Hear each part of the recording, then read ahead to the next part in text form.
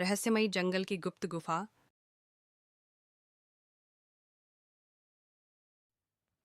गर्मी की छुट्टियां शुरू हो चुकी थीं। सूरज की तपिश से पूरा गांव झुलस रहा था, लेकिन बच्चों के लिए यह साल का सबसे मजेदार समय था। गांव के 4 दोस्त आरव, नेहा, रोहन और छोटी सी चंचल गुड़िया, जिसकी उम्र केवल 7 साल थी, ने तय किया कि इस बार वे छुट्टियां केवल खेल कूद में नहीं बिताएंगे। नेहा बोली, इस बार हमें कोई बड़ा एडवेंचर करना चाहिए। हर बार हम तालाब में तैराकी और आम के बगीचे से आम तोड़ने तक ही सीमित रहते हैं। रोहन हंसते हुए बोला, तो क्या इस बार आसमान में उड़ने का इरादा है? गुड़िया ने उछलकर कहा, नहीं, हमें जंगल में जाना चाहिए। सुना है वहाँ एक गुप्त गुफा है जिसमें खजाना छुपा है। सभी दोस्त चौंक गए। गांव के बुजुर्ग अक्सर उस रहस्यमयी गुफा की बातें करते थे, लेकिन कोई बच्चा वहां कभी नहीं गया था।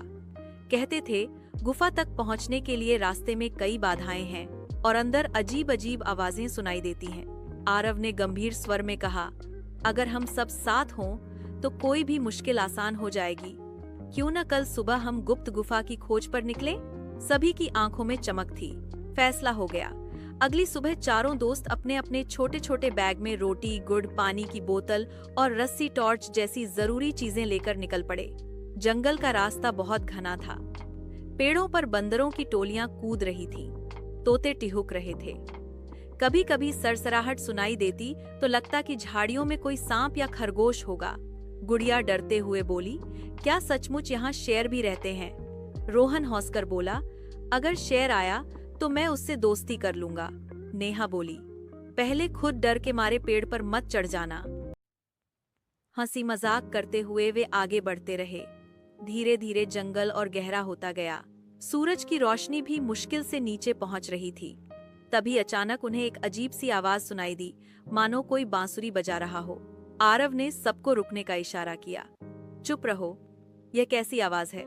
आवाज के पीछे पीछे जाते जाते वे एक खुली जगह पर पहुंचे।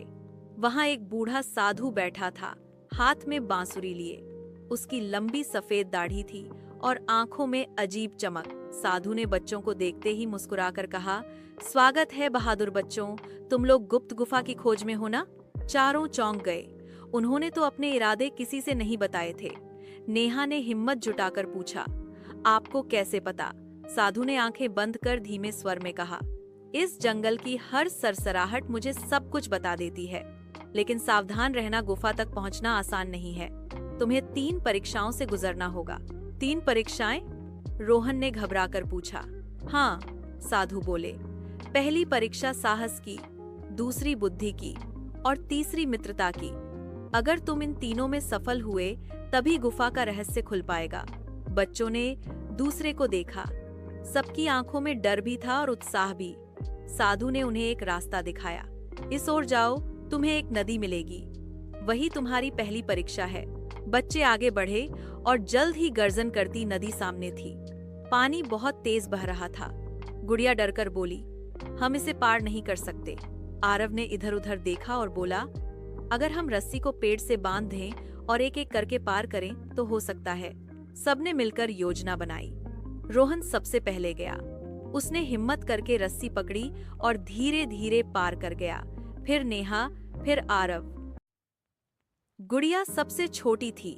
वह डर रही थी, लेकिन सबने उसका हौसला बढ़ाया। हम सब यही हैं, गिरने नहीं देंगे, आरव ने कहा। गुड़िया ने आंखें बंद की और रस्सी पकड़े पकड़े नदी पार कर ली। जब वह सुरक्षित पहुंची, सब खुशी से चिल्लाए, पहली परीक्षा पार हो गई। नदी पार करते ही उन्हें एक विशाल पत्थर का दरवाजा मिला। उस पर अजीब अजीब चिन्ह बने थे। बीच में एक पहेली लिखी थी। 4 दोस्त आए साथ में। एक चाबी छुपी है बात में। सूरज डूबे जिस दिशा में, उत्तर वही है प्रश्न का। नेहा ने माथा खुजाते हुए कहा, इसका मतलब क्या है? आरव ने सोचा, सूरज डूबता है पश्चिम में, शायद इसका संबंध पश्चिम दिशा से है। रोहन ने देखा कि पत्थर की दीवार में 4 छेद बने हैं, अलग अलग दिशाओं में। तो हमें चाबी पश्चिम वाले छेद में डालनी होगी। लेकिन चाबी कहाँ से लाएं? तभी गुड़िया ने अपने बैग से एक छोटा सा लकड़ी का खिलौना निकाला। उसने हंसते हुए कहा, देखो, मेरे खिलौने में चाबी जैसी नुकीली चीज है। आरव ने वह खिलौना लेकर पश्चिम दिशा वाले छेद में लगाया। अचानक दरवाजा गड़गड़ाहट के साथ खुल गया।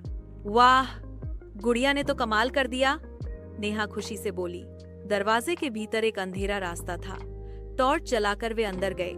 अचानक रास्ता 3 भागों में बंट गया।